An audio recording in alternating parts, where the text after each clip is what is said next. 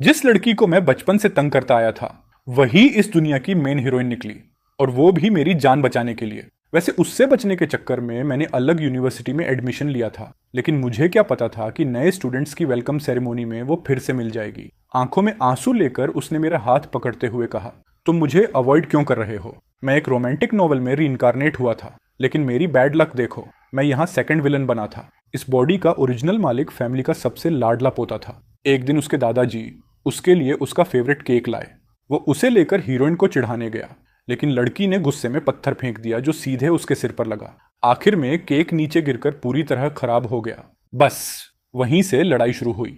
Original मालिक ने मन ही मन बदला लेने की कसम खा ली। उसके बाद जब भी वो हीरोइन को देखता उसकी जिंदगी हेल बनाने की कोशिश करता। फिर हीरोइन गांव छोड़कर चली गई और सालों बाद दोनों यूनिवर्सिटी में दोबारा मिले। आगे चलकर ओरिजिनल मालिक ने हीरोइन को अपनी मेहनत से चमकते देखा और उसी से प्यार कर बैठा। उसने मेन हीरो और हीरोइन के रिश्ते को तोड़ने की कोशिश की। इतना ही नहीं, उसने हीरोइन के खिलाफ जाल बिछाए और सारा इल्जाम मेल प्रोटैगनिस्ट पर डाल दिया। लेकिन आखिरकार दोनों को सबूत मिल गए और उसे जेल में डाल दिया गया, और एंड में वो जेल में मारा गया। मैंने अपने माथे को छुआ। अभी अभी पत्थर लगने से वहां बड़ा सा सूजन निकल आया था। जब मैंने ऊपर देखा तो दूर खड़ी नांगोंग लीनो मुझे घूर रही थी। उसकी आंखों में ऐसा गुस्सा था जैसे कोई छोटा बीस्ट अभी हमला कर देगा। उसकी नजरों में सावधानी और दुश्मनी साफ दिख रही थी, लेकिन अब मेरे अंदर 22 साल के आदमी की सोल थी। सच कहूं तो मैं किसी छोटे बच्चे को परेशान नहीं कर सकता था। मैंने जमीन से केक उठाया, उस हिस्से की क्रीम हटाई जिस पर धूल लग गई थी, और उसे 1 मीटर ऊंची दीवार पर रख दिया। ओए, मैंने आवाज लगाई। मैंने उंगली से केक की तरफ इशारा किया और बिना कुछ बोले घर के अंदर चला गया। फिर मैं खिड़की के पीछे छिपकर उसका रिएक्शन देखने लगा। उम्मीद थी कि कम से कम इस छोटे से फेवर को याद रखेगी ताकि फ्यूचर में मुझसे पंगा न ले। स्पष्ट था कि नंगोंग लीनो ने इसकी उम्मीद नहीं की थी। उसकी खतरनाक आंखें कुछ पल के लिए फ्रीज हो गईं। फिर छोटे जंगली जानवर की तरह वो दौड़ी, केक उठाया और भाग गई। कुछ ही सेकंड में उसकी परछाई रास्ते के आखिर में गायब हो गई। उसके बाद नंगोंग लीनो हमेशा मेरे घर के बाहर मंडराने लगी। हर बार मैं जल्दी से खाना एक बड़े कटोरे में रखकर दीवार पर छोड़ देता। मैं कभी उससे बात नहीं करता था, बस चीजें रखता, पलटता और अंदर चला जाता। दादी ने कहा, तूने उस लड़की को दौड़ाकर भगाना क्यों बंद कर दिया? मैंने गर्दन खुजलाते हुए बहाना बनाया, अरे दूसरों के साथ अच्छा रहना चाहिए। और दादी, आप ही तो कहती थी कि उसका बाप शराबी है, उसकी केयर नहीं करता, और उसकी माँ उसे छोड़कर चली गई। बेचारी है ना। दादी ने प्यार से मेरे सिर पर हाथ फेरा। वो बार बार कहती रही कि मैं बड़ा और समझदार हो गया हूँ, लेकिन सच्चाई मुझे पता थी। मैं सिर्फ उसका फेवर जीतना चाहता था ताकि फ्यूचर में जब वो चमकने लगे तो मुझे पूरी तरह भूल जाए। लेकिन मेरी ये अच्छाई किसी काम नहीं आई। जो कटोरा मैं दीवार पर छोड़ता था, पहला गायब हो गया, दूसरा नाली में टूटा मिला, तीसरा सीधे मेरे आंगन में फेंका गया टुकड़ों में। मेरा पारा चढ़ गया। मैंने फिर एक कटोरा दीवार पर रखा और साथ में हरे रैपर वाली फ्रूट कैंडी भी रख दी। फिर 1 मीटर लंबी बैम्बू स्टिक उठाई और पेड़ों के पीछे छिप गया। मैंने सोच लिया था कि जैसे ही वो आएगी उसे अच्छी तरह सबक सिखाऊंगा। आखिर मेरे घर के कटोरे पेड़ों पर तो उगते नहीं थे। इंतजार करते करते मच्छरों ने कई बार काट लिया। तभी मैंने नंगोंग लीनो को अपनी तरफ लंगड़ाते हुए आते देखा। उसका पूरा शरीर गंदगी से भरा था, लेकिन वो मिट्टी भी उसके माथे के खून वाले निशान को नहीं छिपा पा रही थी। उसकी बाह पर भी अलग अलग गहराई वाले कई स्क्रैचेस थे। जैसे ही उसने कैंडी देखी, उसका छोटा सा शरीर अचानक स्टिफ हो गया। उसके चेहरे पर शोक और कंफ्यूजन साफ दिख रहा था। वो काफी देर तक वहीं खड़ी रही, फिर धीरे धीरे हाथ बढ़ाया। उसने कैंडी को ऐसे छुआ जैसे वो कोई अनमोल ट्रेजर हो। मेरे सीने में अचानक अजीब सा दर्द उठा। उसी पल मेरा उसे डांटने का मन खत्म हो गया। मैं पेड़ के पीछे से बाहर निकला। वो डर के मारे सिर से पैर तक कांप उठी। उसकी सुनहरी आंखें बड़ी हो गईं, बिल्कुल डरे हुए पप्पी जैसी। दोबारा मेरा कटोरा मत फेंकना। खाना खत्म होने के बाद उसे वापस वहीं रख देना, समझी? मैं बैम्बू स्टिक घसीटते हुए उसके पास से गुजरा, फिर जेब से बची हुई दूसरी कैंडी निकाली और उसकी तरफ बढ़ा दी। वो काफी देर तक मेरी हथेली में रखी कैंडी को घूरती रही, फिर थोड़ा झुककर मुड़ी और भाग गई। उसके नंगे पैर पत्थरों से भरे रास्ते पर पड़ रहे थे, लेकिन जैसे उसे दर्द महसूस ही नहीं हो रहा था। उसकी डगमगाती परछाई जल्दी ही गायब हो गई। रात के खाने के दौरान दादाजी वापस आए और बोले कि नंगोंग लीनो को उसके बाप ने दोपहर में फिर पीटा है। सुना है कल रात उसने पानी गर्म नहीं किया था। उस हरामी ने फिर उसकी बुरी तरह धुनाई कर दी। मेरे हाथ में पकड़ी चॉपस्टिक रुक गई। उसके घाव याद आते ही खाना गले में अटक गया। घर के कटोरों को बचाने के लिए मैंने उसे खाना छोटे एल्यूमिनियम कंटेनर में देना शुरू कर दिया। जब भी वो नजर नहीं आती, मैं चॉपस्टिक से कंटेनर के किनारे पर टक टक करता। कुछ देर बाद वो दूर से सिर निकालकर मुझे देखने लगती। गाइस, आईपीएल 2026 शुरू हो गया है। मैं सारे मैचेस इस ऐप पर देख रहा हूँ, जहां लाइव अपडेट्स के साथ साथ स्पोर्ट्स नॉलेज से अर्न भी कर सकते हो। इस आईपीएल पर कैश प्राइजेस और एप्पल गैजेट्स के क्रेजी गिवअवेज भी चल रहे हैं। परफेक्ट चांस फोन अपग्रेड का, और नए प्लेयर्स को पहले 4 डिपॉजिट्स पर 70,000 रुपए तक बोनस मिल सकता है। बस प्रोमो कोड एरो100 यूज करना, लिंक नीचे कमेंट्स में है, जाओ चेक करो। उसकी गोल काली आंखें उसके गंदे चेहरे पर अलग ही चमकती थीं। उनमें सावधानी और डिस्ट्रस्ट छिपा रहता, लेकिन साथ ही हल्की सी उम्मीद भी। मैं हमेशा उसके कंटेनर में एक्स्ट्रा मिल्क कैंडी रख देता। मेरे पेरेंट्स शहर में छोटा बिजनेस चलाते हैं, मैं गांव में अपने दादा दादी के साथ रहता हूँ। प्राइमरी स्कूल खत्म होने के बाद मैं सिटी जाकर मिडिल स्कूल में पढ़ूंगा, और नांगोंग जो मुझसे 3 साल छोटी है, उसे भी इस सेमेस्टर गांव के स्कूल में फर्स्ट ग्रेड में एडमिशन लेने के लिए टीचर ने मना लिया था। देशभक्ति वाले त्योहारों की छुट्टियां पूरे 7 दिन चली, और मैंने उसे पूरे 7 दिन तक खाना खिलाया। शुरुआत में वो मेरा कंटेनर फेंक देती थी, फिर बाद में कंटेनर और चॉपस्टिक्स वापस आंगन में उछालने लगी। और अब हाल ये था कि वो कंटेनर और चॉपस्टिक्स को इतना साफ करके लौटाती थी कि चमकने लगते थे। फिर उन्हें मेरे घर की दीवार पर उसी जगह रख देती थी। लेकिन उसकी ये अच्छी आदत ज्यादा दिन नहीं चली। ब्रेकफास्ट स्टॉल वाली आंटी ने अभी मुझे बंद दिया ही था कि नंगोंग लिनो ने उसे झपटकर छीन लिया, और ऐसे भागी जैसे पीछे भूत पड़ा हो, कुछ ही सेकंड में गायब। मेरे पास दोबारा पैसे देकर दूसरा ब्रेड खरीदने के अलावा कोई ऑप्शन नहीं था। जब मैं क्लासरूम लौटा तो मेरी क्लास के लड़के बहुत शोर मचा रहे थे। मेरा जमा हुआ गुस्सा उसी पल फट पड़ा। मैंने जोर से किताब टीचर की डेस्क पर पटकी। धड़ाम की आवाज के साथ पूरा क्लास तुरंत शांत हो गया। गुस्से भरे चेहरे के साथ मैंने उन लड़कों को अच्छी तरह डांटा जो रिसेस में मस्ती कर रहे थे। दूसरे पीरियड के बाद एक्सरसाइजेस करवाने की जिम्मेदारी मेरी थी। स्टेज से नीचे देखते हुए मेरी नजर फर्स्ट ईयर सेक्शन की लेफ्ट साइड में खड़ी नंगोंग लिनो पर पड़ी। एक टीचर उसे डांट रहा थी। वो बिल्कुल सीधी खड़ी थी, जैसे लकड़ी का तख्ता। उसकी नजर जमीन पर टिकी थी, और वो अपना बायां पैर दाएं पैर से रगड़ रही थी, जैसे उसे किसी चीज की परवाह ही न हो। स्कूल स्टूडेंट्स को फ्री न्यूट्रिशियस लंच देता था।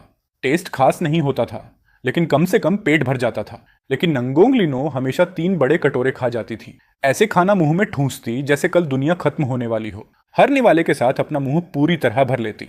उस दिन मैंने क्लासरूम लॉक किया और सीढ़ियां उतर ही रहा था कि तभी कुछ सीनियर लड़के तेजी से भागते हुए दिखे। उनमें से कुछ लोग नंगोंग लिनो को उठाकर ले जा रहे थे। मैं वहीं खड़ा रह गया और लंबी सांस ली, फिर पलटकर ऊपर गया और 6th ग्रेड टीचर के ऑफिस का दरवाजा खटखटाया ताकि उनकी शिकायत कर सकूं। जब तक टीचर हमें लेकर उसे ढूंढने पहुंचे, तब तक वो लोग नंगोंग लिनो को सड़क किनारे कीचड़ वाले गड्ढे में फेंक चुके थे। वो सिर से पैर तक मिट्टी में सनी हुई थी, बस उसकी आंखें दिख रही थीं, इतनी ठंडी कि खून जमा दें। उन आंखों में पागलपन भरा तेज गुस्सा छिपा था। वो कीचड़ के कोने में अकेली बैठी थी, छोटी और पूरी तरह अकेली। ओरिजिनल नॉवल में जब असली विलन ये सीन देखता था तो वो सिर्फ उसका मजाक उड़ाता, उस पर पानी डालता और मिट्टी फेंकता। लेकिन मैं अलग था। मैं उसके पास गया और उसकी तरफ हाथ बढ़ाकर कहा, चलो। वो कीचड़ में ही बैठी रही, बिल्कुल हिले बिना, ठंडी नजरों से मुझे घूरती हुई। मैंने थोड़ा सोचा, फिर जेब से कैंडी निकाली और उसकी तरफ बढ़ा दी। तभी उसकी आंखें धीरे धीरे हिली। उसकी काली पुतलियों में कैंडी का रिफ्लेक्शन आया और साथ में हल्की सी कमजोरी भी। मैंने कैंडी और पास कर दी। कई कोशिशों के बाद वो आखिरकार लड़खड़ाते हुए कीचड़ से उठी, धीरे धीरे चलकर मेरे सामने आ गई और अपनी मिट्टी से भरी हथेली कैंडी लेने के लिए बढ़ाई। लेकिन मैंने कैंडी पीछे खींच ली। मैंने उसका हाथ पकड़ा और पास के पानी भरे गड्ढे में धोने लगा। उसका हाथ बहुत पतला और छोटा था। हड्डियां इतनी साफ महसूस हो रही थीं कि मेरी हथेली तक दुखने लगी। उसके हाथ से मिट्टी साफ करते हुए मेरे सीने में अजीब भारीपन महसूस हुआ। मैंने धीरे से कहा, पहले मिट्टी साफ करनी पड़ेगी, नहीं तो कैंडी गंदी हो जाएगी। आखिर में टीचर ने भौहें सिकोड़ते हुए मुझसे कहा कि नंगोंग लिनो को उसके घर छोड़ाऊं।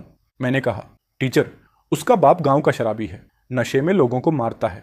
पहले बाकी बच्चों के पेरेंट्स से बात करना बेटर होगा। आखिर में एक लड़के की मां नंगोंग लिनो को अपने घर ले गई। उसने उसे नहलाया और पुराने कपड़े पहनाए। तभी मैंने पहली बार उसका असली चेहरा देखा। उसका चेहरा पतला और सुंदर था, बड़ी बड़ी आंखें और बहुत गोरी स्किन।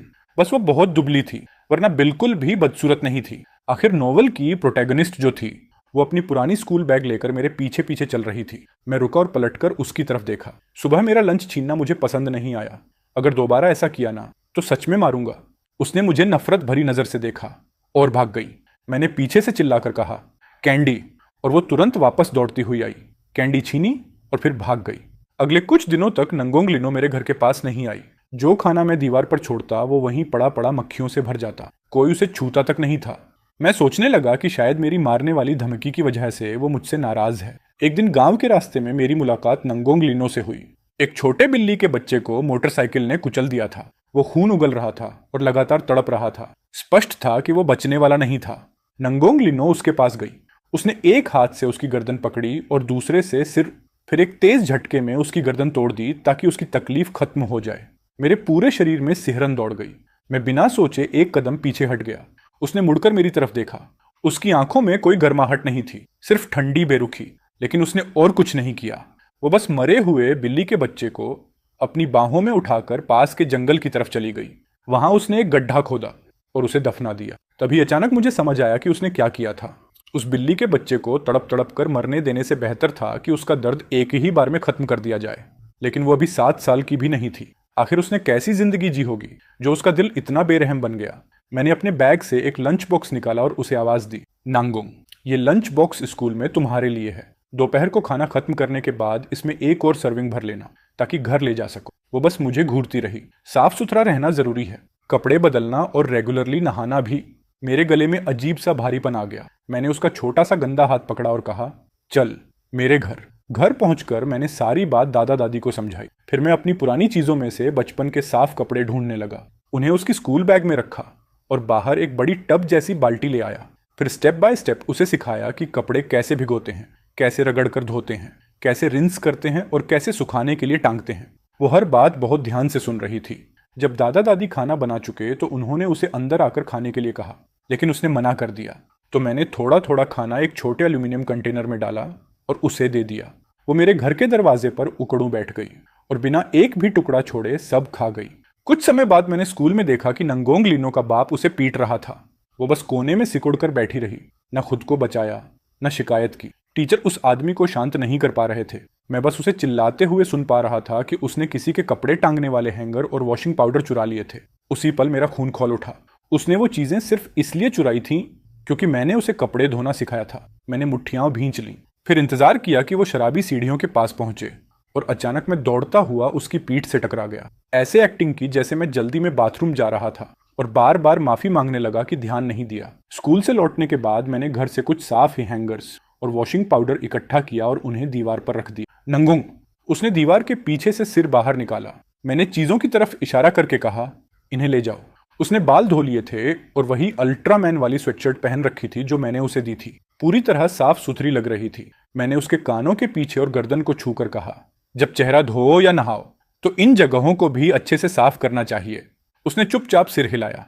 मैंने उसे एक कैंडी दी और थोड़ा नरम होकर पूछा, शरीर में बहुत दर्द हो रहा है? उसने सिर झुकाकर ना में सिर हिलाया, लेकिन फिर भी सीधी खड़ी रही। मैंने धीरे से फुसफुसाया, सब ठीक हो जाएगा, मैं प्रॉमिस करता हूँ, सब ठीक हो जाएगा। अगली सुबह दादी ने उबले हुए शकरकंद एक थैली में रखे और मुझे दिए ताकि मैं नंगोंग लिनो को दे दूं। वो काफी देर तक चुप रही, फिर बहुत धीमी आवाज में बोली, थैंक यू। दादी मुस्कुराई और प्यार से उसके सिर पर हाथ फेरा। स्कूल में रिसेस के दौरान मैंने उसे फिर देखा। टीचर ने उसे क्लासरूम के दरवाजे पर रोक रखा था और डांट रही थी। सख्त आवाज में पूछ रही थी कि वो होमवर्क क्यों नहीं करती, लेकिन वो बस खंभे की तरह खड़ी रही, चुपचाप।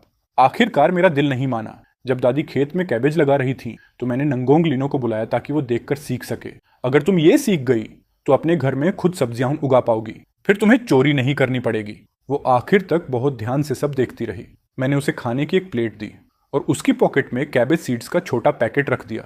इन्हें मिट्टी में बो देना, अगर कुछ समझ ना आए तो मुझसे पूछ लेना। जब वो जा रही थी तो मैं खुद को चिल्लाने से रोक नहीं पाया। और हाँ, होमवर्क करना मत भूलना। धीरे धीरे मेरी और नंगोंग लिनो की एक रूटीन बन गई। हर सुबह वो मेरे घर आकर थोड़ा ब्रेकफास्ट करती, फिर मेरे पीछे पीछे स्कूल जाती। क्लासेस खत्म होने के बाद वो प्रिंसिपल ऑफिस के बाहर बैठकर होमवर्क करती, फिर मेरा इंतजार करती और मेरे पीछे पीछे वापस घर आती।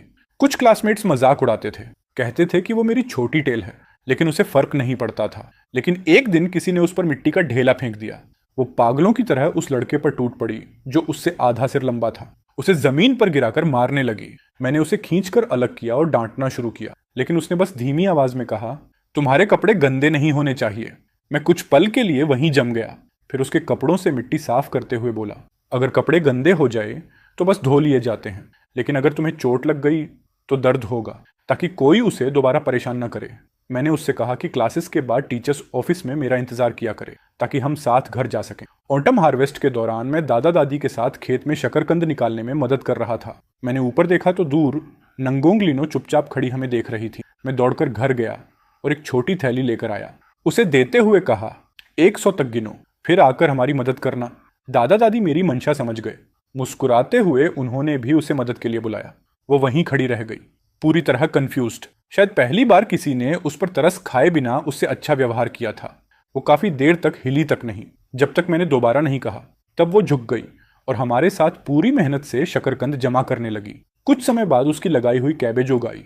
पूरा छोटा खेत चमकीले हरे रंग से भर गया। दूसरों की नकल करते हुए उसने लकड़ियों से अपनी छोटी सब्जी वाली जगह को घेर दिया ताकि मुर्गियां और बत्तखें उसे खराब ना करें।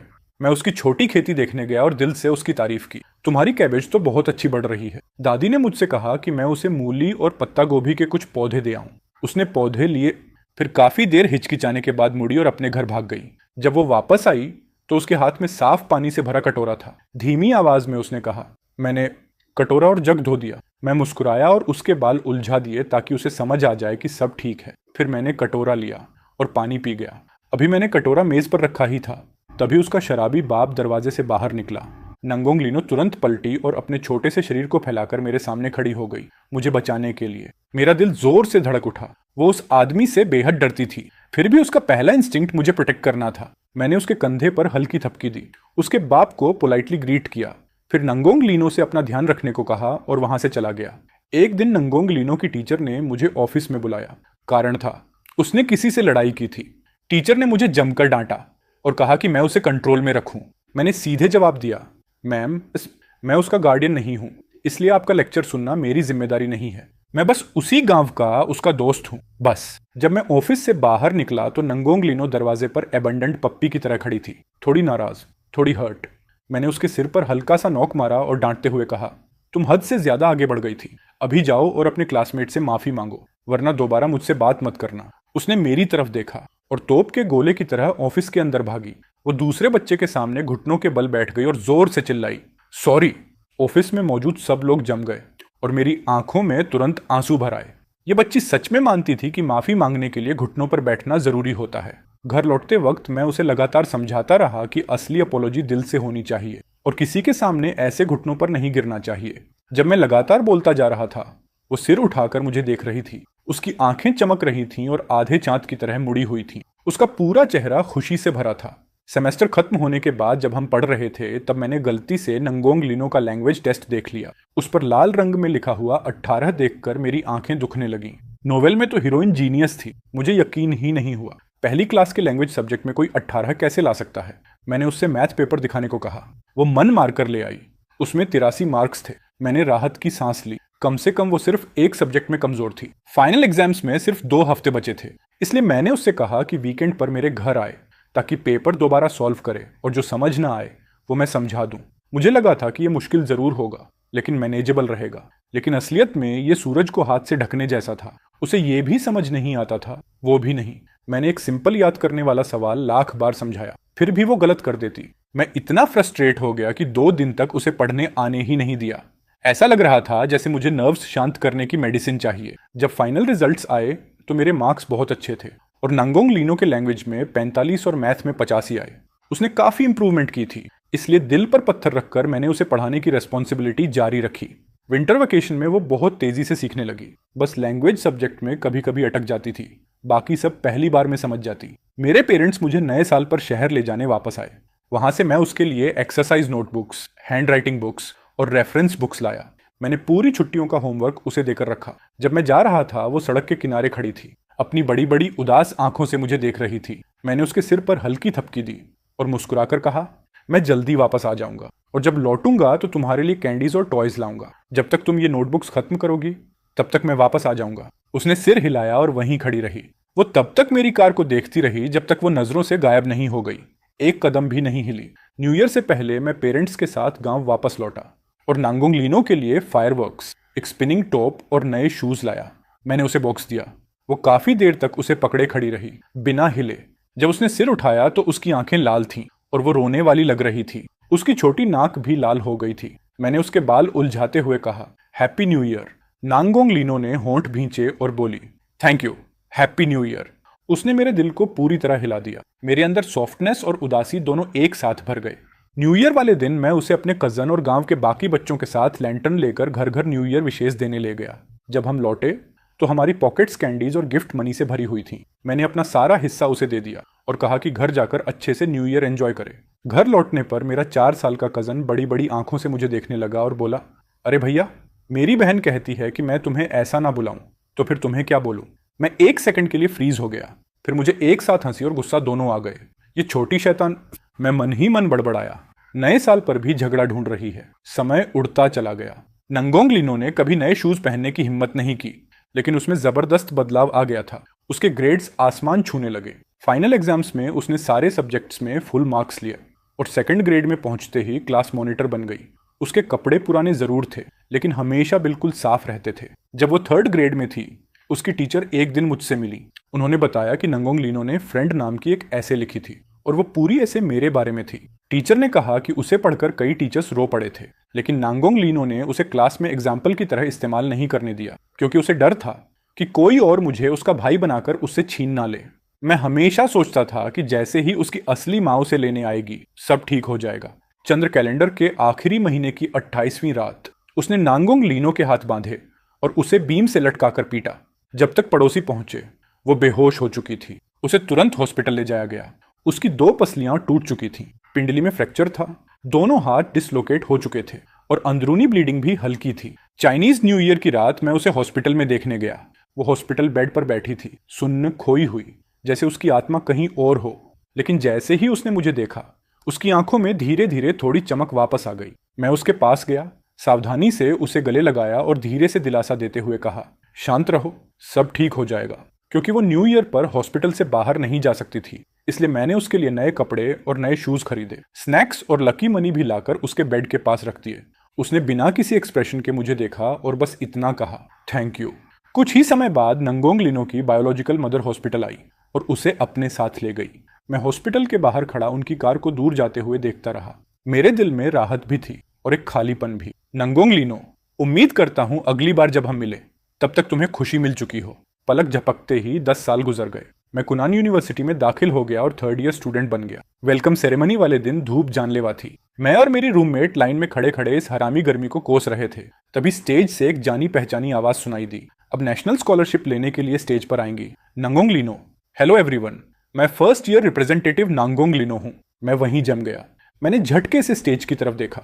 धूप के नीचे सफेद ड्रेस पहने वो लड़की चमक रही थी। वो वही नंगोंग लीनो थी जिसे मैंने 10 साल पहले छोड़ा था। लेकिन ओरिजिनल नॉवल की कहानी के हिसाब से उसे हिंगबे यूनिवर्सिटी में मेन प्रोटैगनिस्ट के साथ होना चाहिए था और वो मुझसे 3 साल छोटी थी, इसलिए उसे अभी हाई स्कूल में होना चाहिए था। मैंने कैंपस फोरम्स और रूममेट की बातें सुन सुनकर उसकी फोटोज और वीडियोस काउंटलेस बार देखी थी। वो पूरे यूनिवर्सिटी की सबसे फेमस गॉडेस बन चुकी थी, लेकिन लगता था वो अब मुझे पहचानती ही नहीं थी। एक दिन कैफेटेरिया में हमारी मुलाकात हुई। वो मेरी तरफ चली, लेकिन बिना देखे मेरे पास से निकल गई। एक पल के लिए भी नहीं रुकी। अचानक मुझे राहत महसूस हुई। ठीक है, ऐसे हम अजनबी बने रह सकते हैं और एक दूसरे की जिंदगी डिस्टर्ब नहीं करेंगे। ओरिजिनल नॉवल के ट्रेजिक एंडिंग से बचने का यही सबसे अच्छा तरीका था। वेलकम नाइट पर मैं होस्ट था। जब मैं स्टेज से नीचे उतरा, तभी वो ऊपर जा रही थी परफॉर्म करने। हम दोनों ने सामने देखा, एक बार भी एक दूसरे की आंखों में नहीं देखा। उसकी पियानो परफॉर्मेंस और उसकी आवाज ने सबको शॉक कर दिया। एक ही रात में वो पूरे कैंपस में फेमस हो गई। मुझे लगा था कि हम हमेशा पैरेलल लाइंस की तरह रहेंगे, पास, लेकिन कभी ना मिलने वाले। लेकिन ज्यादा समय नहीं बीता कि हमारे डॉर्म की लीडर ने बॉयज डॉर्म के साथ मीटअप अरेंज कर दिया। जब हम बफेट रेस्टोरेंट पहुंचे, सबसे पहले मेरी नजर नंगोंग लीनो पर पड़ी, जो पहले से बैठी थी। मेरी रूममेट मुस्कुराते हुए बोली कि स्कूल गॉडेस को इनवाइट करने में उन्हें बहुत मेहनत लगी। मेरा दिल एक पल को रुक गया। हम अंदर गए। कई लड़कियों ने सिर उठाया। नंगोंग लीनो ने भी जल्दी से एक नजर डाली। उसकी नजर एक पल के लिए मुझ पर रुकी, फिर बिना कोई इमोशन दिखाए नीचे चली गई। मैंने राहत की सांस ली। लगता है उसने सच में मुझे नहीं पहचाना। परफेक्ट, अब कम से कम मैं शांति से खाना खा पाऊंगा। मेरा रूममेट सो तो अपना इंट्रोडक्शन दे रहा था और उसने मेरा नाम किंगी बताया। मैंने तुरंत नंगोंग लीनो की तरफ देखा। मुझे लगा था कि मेरा नाम सुनकर वो रिएक्ट करेगी, लेकिन वो पूरी तरह शांत रही, जैसे कुछ हुआ ही ना हो। मैं पूरी तरह रिलैक्स हो गया और सामने बैठी लड़की को मुस्कुराकर ग्रीट किया। उसी वक्त धड़ाम, नंगोंग लीनो के सामने रखा ग्लास गिर गया और पानी पूरी टेबल पर फैल गया। उसके पास बैठा लड़का जल्दी जल्दी टेबल साफ करने लगा, लेकिन नंगोंग लीनो की नजरें सीधी मेरी आंखों में आकर टिक गईं। मैंने पोलाइटली सिर हिलाया और नजरें हटा ली। इंसिडेंट खत्म होने के बाद हम सब ने इंट्रोडक्शंस दिए, हाथ मिलाया और खाना शुरू किया। थोड़ी देर बाद मैं वॉशरूम गया। जब वापस आया तो देखा कि मेरे सामने वाली सीट पर अब नंगोंग लिनो बैठी थी। मैं 1 सेकंड के लिए फ्रीज हो गया। फिर मैंने अपने रूममेट्स को आंख मारते और इशारे करते देखा। तुरंत समझ गया ये सब उन्हीं की करतूत थी। मैंने नंगोंग लिनो की तरफ देखा। वो सिर झुकाकर खाना खा रही थी। उसकी लंबी आई लैशेज हल्के हल्के कांप रही थी। उसके आसपास एक शांत और नरम सा ओरा था। मैंने भी सिर झुकाकर खाना खाना शुरू कर दिया और उससे एक शब्द तक नहीं बोला। मेरा फोन लगातार वाइब्रेट हो रहा था। मेरे रूममेट्स ग्रुप चैट में मुझे टैग करके बोल रहे थे कि नंगोंग लिनो कई बार मुझे देख चुकी है और हर बार ज्यादा दुखी लग रही है। वो कह रहे थे कि उसकी आंखें लगभग लाल हो चुकी हैं और मुझे हार्टलेस बस्टर्ड बुला रहे थे। मैंने हार मानते हुए सिर उठाया और सीधे उसकी लाल हो चुकी आंखों से नजरें टकरा गईं। अंदर से मुझे यकीन ही नहीं हो रहा था। ये वो नंगोंग लिनो बिल्कुल नहीं थी जिसे मैं जानता था। बचपन में चाहे उसे कितना भी दर्द हो, वो हमेशा जिद्दी रहती थी और सब छुपा लेती थी। वो कभी ऐसी शक्ल नहीं बनाती थी जैसे अभी रो पड़ेगी। अपने साइड विलेन वाले रोल को याद करके मैंने फिर सिर झुकाया और खाना खाने लगा। जब खाना खत्म हुआ मैंने अपने होमीज को हाथ हिलाकर बाय कहा और जाने के लिए मुड़ा। फ्रेंड, मेरे पीछे से एक झिंझकती हुई आवाज आई, उम्मीद से भरी हुई। मैं वहीं जम गया और तुरंत पलटा। नंगोंग लिनो एक कदम आगे बढ़ चुकी थी। मेरे अंदर खतरे की घंटियां बजने लगीं। उसने मुझे पहचान लिया था। ये आखिर यहां कर क्या रही है? हजार सवाल दिमाग में घूमने लगे और जितना ज्यादा सोचता उतना ज्यादा डर लगता। इसलिए मैंने जल्दी से कहा, मुझे होमवर्क करने जाना है, बाय। मैं पलटकर भाग गया। डर था कि अगर 1 सेकंड और रुका तो शायद उससे पीछा ही ना छुड़ा पाऊं। वापस आते ही मेरे रूममेट्स ने मुझे घेर लिया और मजाक उड़ाने लगे। पूछने लगे कि क्या मुझे सच में उस स्कूल गॉडेस के लिए कुछ फील नहीं होता। मैंने उन्हें घूर कर कहा, क्या मैं तुम्हारी तरह डेस्परेट दिखता हूं? जैसे ही मैंने ये कहा फोन पर नोटिफिकेशन आई, फ्रेंड रिक्वेस्ट। मैं हूं नंगोंग लिनो। मैं अभी सोच ही रहा था क्या करूं, तभी सौ तो ने मेरा हाथ पकड़ लिया और हैंग चेन्यू ने एक्सेप्ट पर टैप कर दिया। ऊपर से जस्टिफिकेशन भी देने लगा, मैं तुम्हें जंगली बनने नहीं दूंगा। मैं एक्सेप्टेड फ्रेंड रिक्वेस्ट को देखकर बेबस होकर सांस छोड़ दी। लग रहा था अब सच में उससे बचना इम्पॉसिबल हो जाएगा। उसके बाद नंगोंग लिनो ने मैसेजेस की बारिश शुरू कर दी। वो पूछती मैं क्या कर रहा हूँ, बबल टी पीने बुलाती, पूछती क्या मैं उससे नफरत करता हूँ, वीडियो गेम्स खेलने बुलाती और मैं हर बार बहाने मार देता। मैं सोने जा रहा हूँ, डिस्टर्ब मत करो। मैं डाइट पर हूँ, डिस्टर्ब मत करो। मैं क्लास में हूँ, डिस्टर्ब मत करो। लेकिन ज्यादा समय नहीं बीता कि रूममेट्स ग्रुप चैट में मुझे हार्टलेस बास्टर्ड बुलाने लगे। कहने लगे कि नई लड़की रूम में बैठी रोने वाली है। ऊपर से फोटो भी भेज दी। फोटो में नंगोंग लिनो सिर झुकाकर अपना फोन पकड़े थी। उसकी आंखें लाल थीं और आंसुओं से भरी हुई, जैसे उसके साथ दुनिया की सबसे बड़ी नाइंसाफी हुई हो। मेरे रूममेट्स बारी बारी से मुझे इनसेंसिटिव और पत्थर दिल बोलकर बॉम्बार्ड करने लगे। मेरा दिमाग पूरी तरह गड़बड़ा गया था। फिर भी मैंने दांत भींचकर उसके साथ वॉक पर जाने का इनविटेशन रिजेक्ट कर दिया। बस रिप्लाई किया, सीरीज देख रहा हूं, डिस्टर्ब मत करो। ये नंगोंग लिनो, जिसे समझना इतना मुश्किल है, मेरे फैसले पर ही सवाल खड़े कर रही थी। अगर मैं उसके करीब नहीं जा सकता तो कम से कम उससे दूर तो रह सकता हूं। लेकिन लगता था उससे बचना नामुमकिन है। मेरे रूममेट्स ने फिर बारबेक्यू पार्टी रखी। जब मैं पहुंचा देखा नंगोंग लिनो और उसके दोस्त भी वहां थे। वो अपनी चेयर पर चुपचाप बैठी थी। जैसे ही उसने मुझे देखा तुरंत घबराकर खड़ी हो गई। धीरे से बोली, फ्रेंड। फिर होंठ भींचकर सिर झुका लिया। मेरा रूममेट लगातार मुझे धक्का दे रहा था कि जाकर उसके पास बैठूं। अंदर से मैं बुरी तरह उलझा हुआ था। वो नोवेल की हीरोइन थी, वही जिसने ओरिजिनल मालिक को जेल भिजवाया था। लेकिन उसे इतना हेल्पलेस देखकर मेरा दिल पिघलने लगा। आखिरकार मैं जाकर उसके बगल में बैठ गया। उसी पल उसकी आंखें खुशी से चमक उठी और उनमें आंसू भर आए। वो भीगी आंखों से मुझे देख रही थी। ऐसा लगा जैसे किसी ने मेरे दिल पर जोरदार वार कर दिया हो। मैंने मन ही मन खुद को कोसा कि मैं इतना कमजोर क्यों हूं। उसने मेरी स्लीव पकड़ ली और धीरे से बोली, भैया मैं आपकी हर बात मानूंगी, बस प्लीज मुझे इग्नोर मत करो। मैं हाथ जोड़ती हूँ। उसकी नरम और दुखी आवाज ने मेरा दिल पूरी तरह पिघला दिया। उस दिन के बाद वो हर जगह मेरा पीछा करने लगी।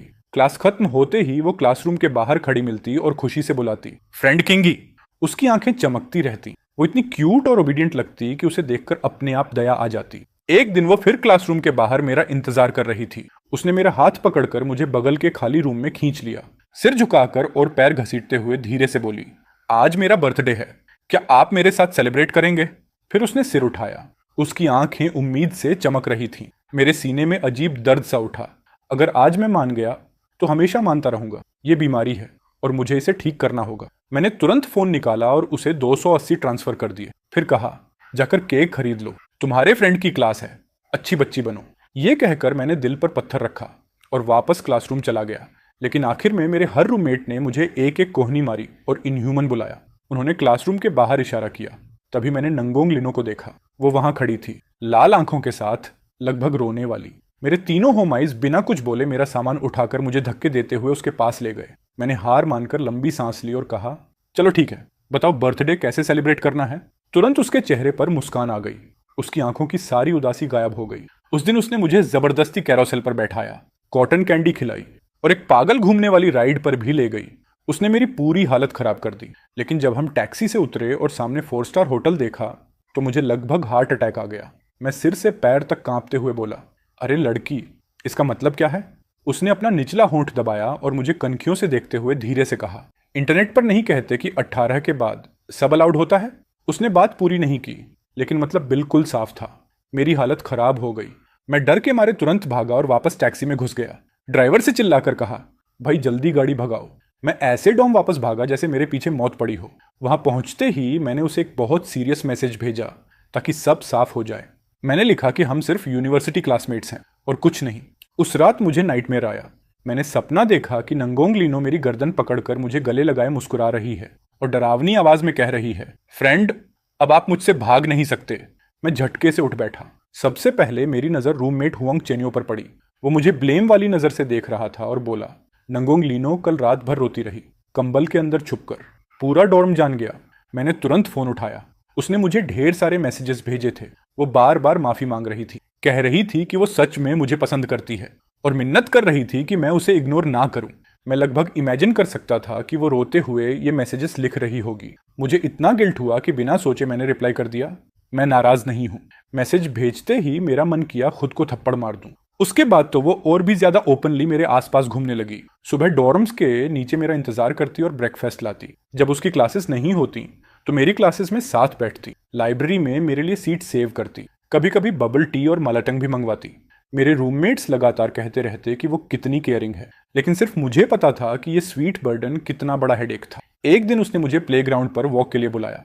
जैसे ही मैंने पूछा उसे क्या चाहिए, उसने अपनी बड़ी बड़ी मासूम आंखें बनाई और पाउट करते हुए बोली, फ्रेंड, क्या छोटी लड़की किसी बड़े लड़के को मूवी देखने नहीं बुला सकती, या फिर हम वॉक करके बातें भी नहीं कर सकते। मैं पूरी तरह स्पीचलेस हो गया। आखिर मजबूरी में मुझे हाँ करनी पड़ी। नेशनल डे फेस्टिवल के लिए उसका ग्रुप डांस परफॉर्मेंस था। वो देर रात तक प्रैक्टिस करती रही और उसने मुझे उसे लेने आने को कहा। मैंने सोचा इतनी रात को लड़की का अकेले आना सेफ नहीं होगा, इसलिए मैं डांस हॉल पहुंच गया। वहां मैंने उसे ब्लैक ड्रेस में दरवाजे पर खड़े देखा। जैसे ही वो पलटी और उसने मुझे देखा, उसकी नजर पहले ठंडी और चुभने वाली थी, लेकिन अगले ही पल उसकी आंखें मुड़ गईं और वो फिर वही नरम ओबीडियंट मुस्कान देने लगी। उस अचानक बदलती हुई नजर ने मेरे पूरे शरीर में सिहरन दौड़ा दी। मेरा दिल जोर से धड़क उठा। उसने अपने दोस्तों को बाएं कहा और मेरे साथ नीचे उतरने लगी। सीढ़ियों के हर मोड़ पर उसने सरप्राइज छुपा रखे थे, कहीं रोजेस, कहीं बबल टी, कहीं डिजर्ट्स, एक के बाद एक। मेरा दिल तेजी से धड़कने लगा। मुझे शर्म भी आ रही थी, लेकिन खुशी भी हो रही थी। जब हम आखिरी सीढ़ी के पहले फ्लोर पर पहुंचे, उसने एक लाल वेलवेट बॉक्स निकाला। मेरी सारी खुशी तुरंत गायब हो गई। मुझे लगा उसमें रिंग होगी और मैं बुरी तरह डर गया। लेकिन बॉक्स खोलने पर अंदर सिर्फ एक रेड थ्रेड ब्रेसलेट था जिसमें 2 लाल जेड बीड्स लगे थे। वो मुस्कुराई और बोली, फ्रेंड, हैप्पी बर्थडे। मैं बस सूखी आवाज में थैंक्स ही बोल पाया, लेकिन वो तुरंत करीब आई, अपने गाल की तरफ इशारा करके बोली, इतना कोल्ड रिएक्शन, एक किस तो दो। मेरा दिमाग शॉर्ट सर्किट हो गया। चेहरा तुरंत आग की तरह जलने लगा। मैं पलटकर वहां से भाग गया। पीछे से उसकी हंसी सुनाई दी, जो छोटी घंटियों जैसी लग रही थी। कुछ समय बाद जो ताई ने अपनी पसंद की लड़की को पटाने के लिए सबके साथ मूवी प्लान बनाई। हम थिएटर में बैठे थे। अंधेरे में नंगोंग लीनो चुपके से करीब आई और मेरा हाथ पकड़ लिया। मैंने तुरंत हाथ झटक दिया और धीरे से पूछा, क्या कर रही हो। उसने होंठ भींचे। अंधेरे में उसकी आंखें अजीब तरह चमक रही थीं। फिर नम नजरों से बोली, फ्रेंड, आप मुझे अपनी गर्लफ्रेंड कब बनने देंगे। मैं इतना नर्वस हो गया कि बार बार लार निकलने लगा। मैंने कहा, तुम अभी बहुत छोटी हो, बस 18 साल की। अचानक वो मेरे कान के पास झुक गई। उसकी गर्म सांस मेरे कान को छू रही थी। फिर हंसते हुए फुसफुसाई, मैं इतनी भी छोटी नहीं हूं। मैं उछलकर खड़ा हो गया और सारी पॉपकॉर्न नीचे गिरा दी। फिर जल्दी से बगल वाली खाली सीट पर जाकर बैठ गया। दिल ऐसा धड़क रहा था जैसे सीने से बाहर निकल आएगा। थोड़ी देर बाद वो फिर मेरे पास आई और नीचे झुककर गिरी हुई पॉपकॉर्न उठाने लगी। उसने अपनी स्कर्ट में ढेर सारी पॉपकॉर्न जमा कर ली। मैं उसे देखता रह गया। अचानक मुझे वो दिन याद आ गया जब बचपन में मैं उसे चाइनीज न्यू ईयर पर साथ लेकर जाता था। वो भी ऐसे ही मेरे कपड़े पकड़ लेती थी और मेरे दिए हुए कैंडीज संभाल कर अपनी सफेद दांतों वाली मुस्कान देती थी। मेरा दिल नरम पड़ गया। मैं भी नीचे झुककर उसकी मदद करने लगा। उसने सिर उठाया। उसकी आंखें आधे चांद की तरह मुड़ गईं और वो मुस्कुराकर बोली, भैया आप बहुत अच्छे हो। डॉर्म वापस लौटने पर मैंने देखा कि मेरी बैग में वही रेड वेलवेट बॉक्स रखा था और उसके अंदर एक नोट जो लॉन्गिंग से भरा हुआ था। मेरे सिर तक गर्मी चढ़ गई, चेहरा पूरा लाल हो गया और दिल पागलों की तरह धड़कने लगा। कुछ समय बाद वो फिर मेरे साथ क्लास में आई। मेरी टेक्स्ट बुक के पन्नों के बीच उसे एक लव लेटर मिला। सफेद एनवेलोप पर लाल दिल बना हुआ था और उस पर किंगी नाम लिखा था। नंगोंग लीनो उस लेटर को अपनी उंगलियों के बीच पकड़े खड़ी थी। कांपती हुई आवाज और लाल आंखों के साथ उसने मुझे देखा और पूछा, फ्रेंड ये क्या है? मैंने सच बता दिया, लव लेटर। तभी आगे वाली रो का एक लड़का बोला, ये नौवीं है, फैकल्टी ऑफ लिटरेचर वाली टैलेंटेड लड़की की तरफ से। उसने मेरी तरफ देखा, उसकी आवाज और भी धीमी हो गई। फ्रेंड क्या आपने सब पढ़ी? हेंगचेंग यू फिर बीच में बोल पड़ा, इन्होंने सिर्फ पढ़ी ही नहीं, सबका रिप्लाई भी दिया। वो हल्का सा हंसी, लेकिन उस हंसी में दर्द भरा हुआ था। उसकी आंखें पूरी तरह आंसुओं से भर चुकी थीं। अचानक वो खड़ी हुई और क्लासरूम से बाहर चली गई। अगले कई दिनों तक नांगोंग लीनो ने ना तो मुझसे कांटेक्ट किया, ना ही मेरे आसपास मंडराई। लेकिन उसकी ये अचानक शांति मुझे उल्टा अजीब लगने लगी।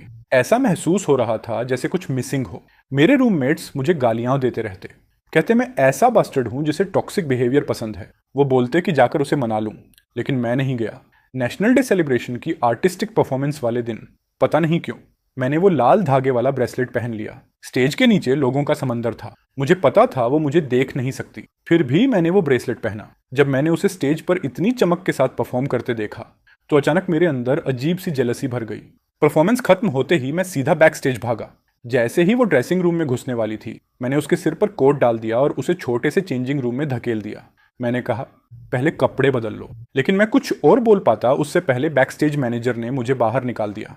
मैंने उसे मैसेज किया कि मैं उसके लिए मिल्क टी लेने जा रहा हूं और वो मेरा इंतजार करे। लेकिन जब मैं ड्रिंक लेकर वापस आया तो मैंने उसे एक दूसरे लड़के के साथ खड़े देखा। दोनों हंसते हुए बातें कर रहे थे। मैंने उसे तुरंत पहचान लिया। वो नॉवल का मेल प्रोटैगनिस्ट था, सभ्य, कल्चर्ड, बसंत के सूरज जैसा गर्म और चमकदार। मेरा दिल डूब गया।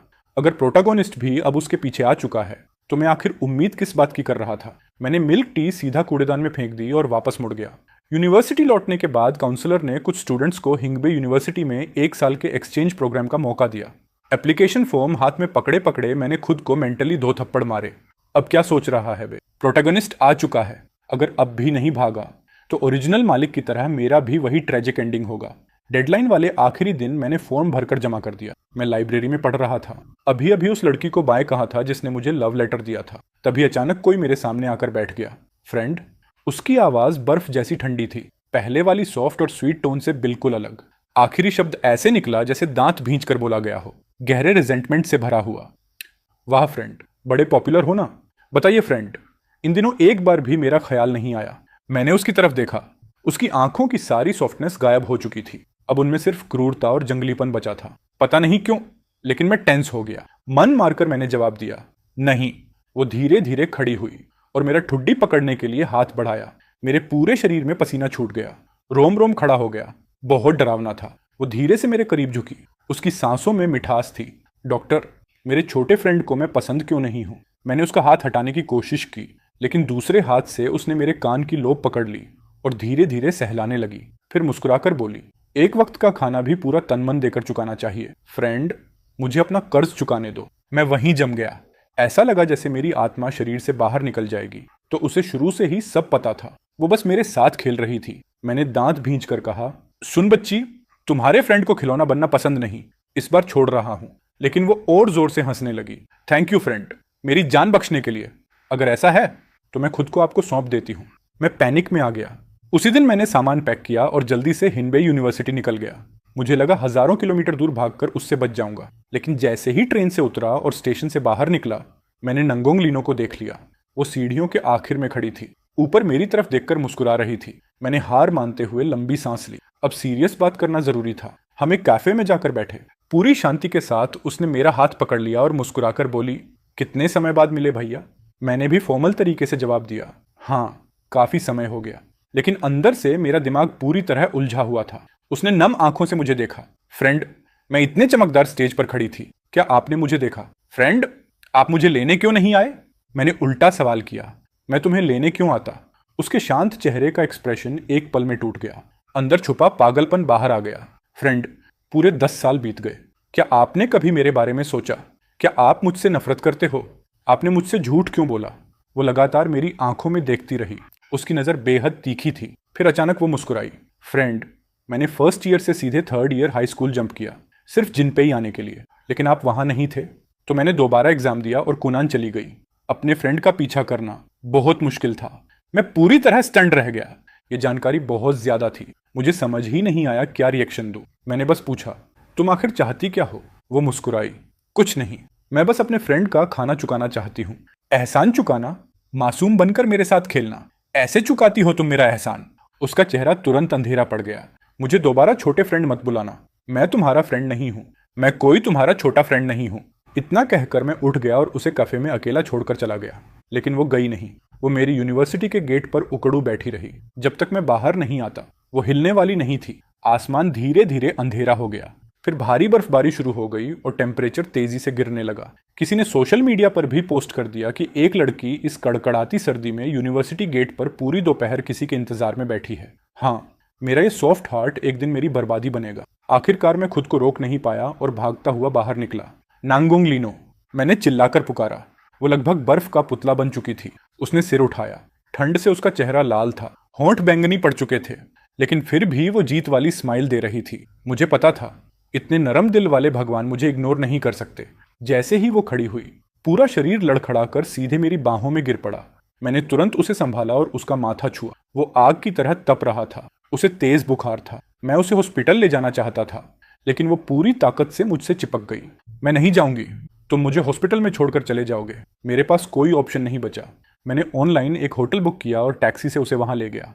होटल की हीटिंग की वजह से उसका चेहरा और भी ज्यादा लाल दिख रहा था। मैं घुटनों के बल बैठा और उसके भीगे हुए शूज और सॉक्स उतारे। ठंड से उसके पैर बिल्कुल बर्फ जैसे सफेद पड़ गए थे। मैंने धीरे धीरे उन्हें रगड़ा जब तक वो गर्म होकर लाल नहीं हो गए। सुनो, क्या मैं तुम्हें फ्रेंड बुला सकती हूँ? उसकी आवाज बंद नाक जैसी भारी थी। वो शर्माते हुए मुझे देख रही थी। मैंने बिना सोचे सिर हिला दिया। जैसे ही मैं कोल्ड मेडिसिन खरीदने के लिए उठने लगा, वो अचानक मुझ पर झपट पड़ी। उसने दोनों हाथों से मेरा चेहरा पकड़ लिया और पागलों की तरह किस करने लगी। मेरा दिमाग पूरी तरह ब्लैंक हो गया। उसकी आंखें ऑब्सेसिव प्यार से भरी हुई थीं। फिर उसने एक एक शब्द साफ बोलते हुए कहा, निये किंगी, मुझे तुम पसंद हो। मैं पैनिक में आ गया। समझ नहीं आया क्या करूं। मैं हड़बड़ाकर उठा और बोला कि उसके लिए दवा लेने जा रहा हूं। उसने मेरी स्लीव पकड़ ली। लाल आंखों से मुझे देखते हुए पूछा, क्या तुम वापस आओगे? मैंने उसकी आंखों में देखा। ऐसा लगा जैसे फिर वही छोटी बच्ची मेरे सामने बैठी हो, जो धान के खेत में ठंडी और डेस्परेट आंखों से दुनिया को देखती थी। मैंने धीरे से कहा, हाँ, वापस आऊंगा। उसने धीरे धीरे मेरी स्लीव छोड़ दी। सिर पीछे टिकाकर वो मुस्कुराई, लेकिन उसकी आंखें अब भी ठंडी थीं। बेहतर होगा कि वापस आना। जब मैं दवाइयां लेकर लौटा, वो अब भी उसी जगह बैठी दरवाजे को देख रही थी। उसने धीमे से कहा, मैंने 1571 तक गिना।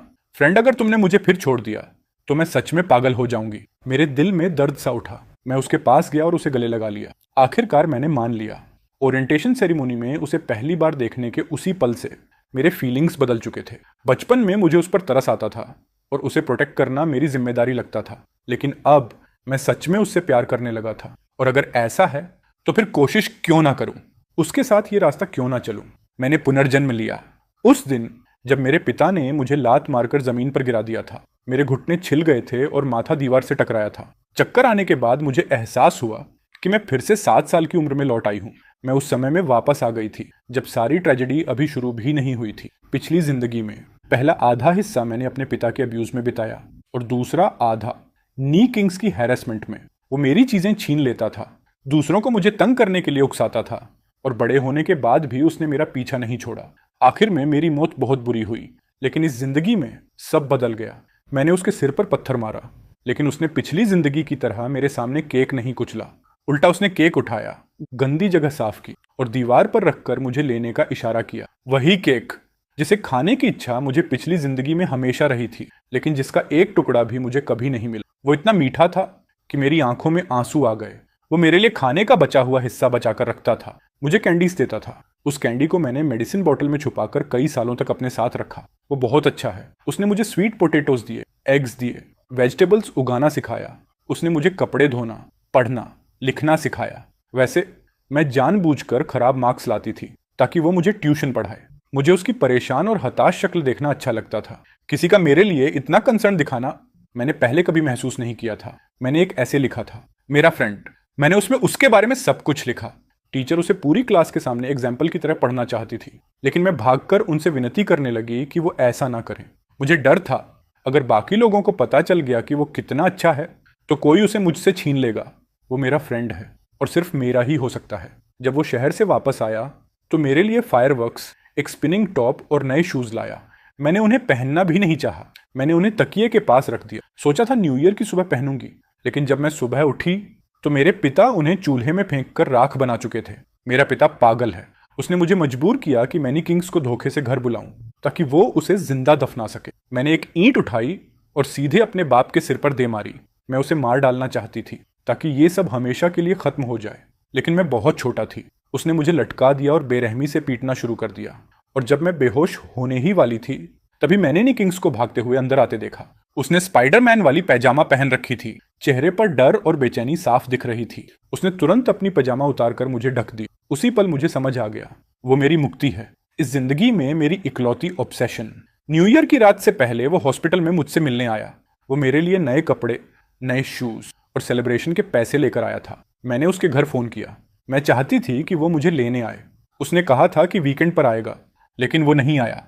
जिस दिन मेरी माँ मुझे लेने आई उस दिन भी वो नहीं दिखा। तभी मुझे समझ आया, उसके लिए मैं बस एक बच्ची थी जिसे केयर की जरूरत थी।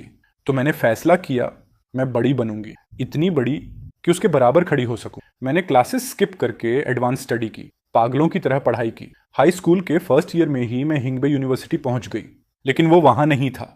फिर मुझे पता चला कि वो कुनान में पढ़ने चला गया है, तो मैंने जानबूझकर 1 साल रिपीट किया सिर्फ कुनान जाने के लिए। आखिरकार मैंने उसे फिर से ढूंढ लिया। मैंने प्रिटेंड किया कि मैं उसे पहचानती नहीं और उसे मुझे अवॉइड करते देखती रही। वो बहुत फनी था, लेकिन उसी के साथ मेरा दिल भी टूट रहा था। मैं धीरे धीरे उसके करीब गई, बार बार उसकी आंखों में छुपी हुई चिंता को देखती रही। हर इंसान की जिंदगी में कुछ ऑब्सेशंस होती हैं, जैसे वो केक जो बचपन में तुम कभी खा नहीं पाए, या वो नए शूज जिन्हें तुम संभाल कर नहीं रख पाए, और फिर वो इंसान जो रोशनी बनकर तुम्हारे अंधेरे बचपन को उजाला दे दे।